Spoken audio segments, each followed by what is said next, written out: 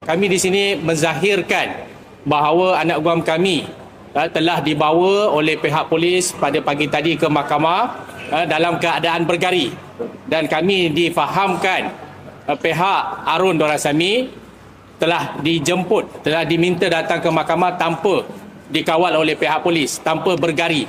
Situasi pertuduhan kedua-duanya adalah sama, Seksyen 505B Kanun Keselesaan, dan kita persoalkan kenapa anak guam kami boleh dibawa dalam keadaan bergari, dikawal rapat pihak polis kiri, kanan, belakang dan depan sehingga dibawa ke mahkamah, namun pihak Arun Dorasami diiringi oleh Timbalan Menteri Undang-Undang seolah-olah menzahirkan si Arun Dorasami ini mendapat perlindungan, menzahirkan mendapat sokongan daripada pihak Timbalan Menteri Undang-Undang.